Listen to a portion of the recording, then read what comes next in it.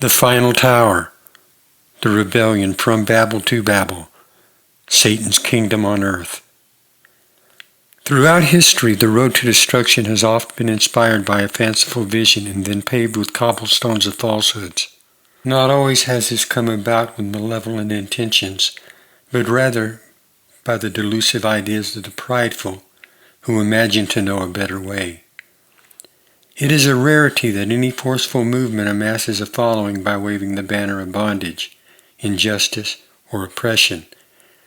No, it is under a false pretense of the quest for a more perfect society that the foundation is laid and the motivations are inspired for revolution and the establishment of a new order, a totalitarian state. It is in this transformation to a new order you will find that its engineers will implement fear and division as motivators. These tactics are blended with unrealistic promises of hope and change for the better, for the collective society is forged by these two. Those at the top who rule by creating fear and fomenting hatreds, and the insecure masses beneath who crave a leadership who promises them security. Notwithstanding, there has always been, even up until now, those to the contrary, whose innate desire is for independence and freedom, and it is this latter group that is in perpetual conflict with the former two, the ruling class above and the fearful subservient class beneath who empower their overlords. The first tower. In imagining to control the shape of things to come, the aspiration of despotic men throughout history has been to seize control and consolidate power, and this at the expense of all others who would in any way try to impede them. The end game is always the same, a controlled society under absolute authority. This is as apparent as far back as the historical record takes us. It is as true of Nimrod or Caesar as it is true of Hitler. It is also true of the many powerful elitists today who together seek to engineer and rule over a global society. Ancient historical records cite Babel as the beginning of a one-world government. Although some may debate the historical existence of Babel, the concept within the story remains valid, being evidenced by the tyrannical civilizations which were to follow afterwards. Being now we have the advantage of looking back into history, it becomes clear. Put in retrospect, it is apparent that all great civilizations established under the absolute rule of one absolute authority have all tended to a perpetual increase of oppression, leading to absolute tyranny, and an eventual collapse ending in total ruin. It is noteworthy in the accounts given of Babel, the concepts of government in place of God is consistent with kingdoms, empires, and the nations which followed afterwards. And not only so, but the totalitarian aspirations attributed to the first world order at Babel, as well as those which have followed afterward, are no different than the aspirations of international power brokers today, who also seek to establish a strictly managed global society. Indeed, for in essence, the innate nature of man never changes, and neither do the invisible forces that drive and possess them. Likewise, among the subservient classes, from past into the present, the same fears, insecurities, and desires continue to prevail. These motivators drive the servant class to seek out and submit themselves to a controlling authoritarian. While the work on the first tower at Babel has indeed ceased, the quest for a totalitarian world state has never ended, and neither shall it, not until the destruction of the final tower and the end of man's dominion on earth. Although few details are given in the book of Genesis, we do gather that the people of the world were together in one place, and they proposed to build a tower to make a name for themselves that they might remain one people and not be scattered, and the name of the place was called Babel. Other ancient historical records hold that this kingdom was ruled by a mighty man named Nimrod. However, the end of this conquest for unity resulted in the fears of the people being realized rather than being inhibited. For the end vision of the tower they imagined to build was never attained, and the people were indeed divided and scattered abroad. In Book 1, Chapter 4 of Antiquity of the Jews, Jewish historian Flavius Josephus gives an account of this collectivist kingdom at Babel. Josephus wrote, Now it was Nimrod who excited them to such an affront and contempt of God. He was the grandson of Ham, the son of Noah, a bold man and of great strength of hand.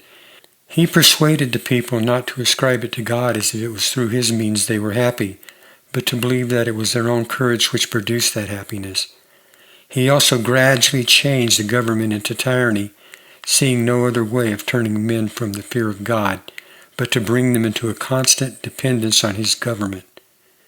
Now the multitude were very ready to follow the determination of Nimrod and to esteem it a piece of cowardice to submit to God.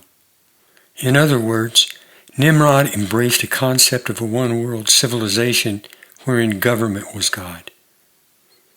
The civilization was founded upon the dependency of the people as a collective society under an authoritarian rule of an elite power structure. This was to provide the needs of the society. Josephus also stated that the people felt insecure and were fearful of being independent. They sought the safety and assuredness that the collective social structure promised to deliver to them. Josephus also notes, however, that this collective society, being one of dependence upon a controlling government, gradually changed into tyranny. The people were taught to reject reliance upon God. Thus, Babel became the template of tyranny for those who were to rule afterwards, sitting in the place of God, some even claiming the name of God. The end of all such is inevitable, for in the absence of God, corruption fills the void, which when it comes to its fullness, brings about the absolute ruin of that civilization. Nonetheless, the lesson is disregarded by the generations who arise afterwards, and the process of repeating the cycle perpetuates. Global Babylon, the ambition of Satan. Today there exists a growing polarization between those who are for and those who are against a world state. Certainly those who dismiss the likelihood that it will soon materialize fail to realize the extent to which it already exists. For the greater movement into the establishment of a global society came not suddenly by a decree proclaiming it, nor has it appeared by the physical force of a superpower imposing it, but it has come gradually in increments. Globalists within governments, international financial institutions, corporations, and other power brokers for decades have been working methodically as change agents. With their great influence, power, and wealth, they employ radical activists to bring about transformation. Merging corporate power with geopolitics, they have engaged a culture war to engineer chaos and division in society. The end goal is to destroy the old order and set in place their own. Thus, they have been able to achieve that which by world wars they were not able, and what politicians alone would have hardly been allowed. Facilitated by the advent of modern technologies, communications, and transportation, the reliance of nations upon other nations in the exchange of resources and intermingled economies has led to the interdependency of nations. However, the current global system has evolved to the point it is no longer viable without international conformity and world governance. Therefore, international laws, accords, and treaties designed to supersede the constitutions and sovereignty of nation-states are being activated. The world as we have known it in the past is forever changing.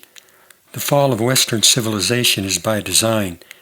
The destruction of America has for the greater part taken place from the inside. The gradual ascent of globalism now finds little formidable resistance in the highest places of power. It is accepted to a greater extent by each new generation. Indeed, the New World Order has appeared in increments without much regard. It is, for the greater part, already here. What we perceive to be obstacles are in many cases merely power struggles between different species of the same beast, which are wrestling over hegemony. Nevertheless, global synthesis is not out of reach as we approach critical mass, especially in the event of a major world war, economic disaster, pandemic, or any global threat that might be used as a catalyst to break down the remaining barriers and openly declare a new world order. By many, a world state is welcomed. It is anticipated with hope for a more secure and equitable global civilization. On the other hand, those who understand the nature and history of totalitarians are aware of the destruction left in their wake. This is the ideological conflict polarizing the world today. Those who understand are sounding the trumpet, warning that global tyranny is quickly approaching, that it is a threat, and that it will bring about oppression, destruction, global chaos, and death. Nevertheless, those who speak out find themselves ostracized. They are cast as nothing more than racist chicken littles to be delegated into the ranks of bigots and tinfoil hat conspiracy theorists. Notwithstanding, the concept of a world state wherein the people are ruled by philosopher kings is an ambition which transcends the Tower of Babel, Plato's work The Republic, the writings of Karl Marx, Alvin Toffler, H.G. Wells, and the others who have worshipped concepts of a collective world state. The coming international order is the attempt to resurrect Babel. It is man's godless vision to build a tower reaching into the stars. It is driven by spiritual wickedness in high places. It is the ambition which of old has fueled Satan's obsession to be like the Most High.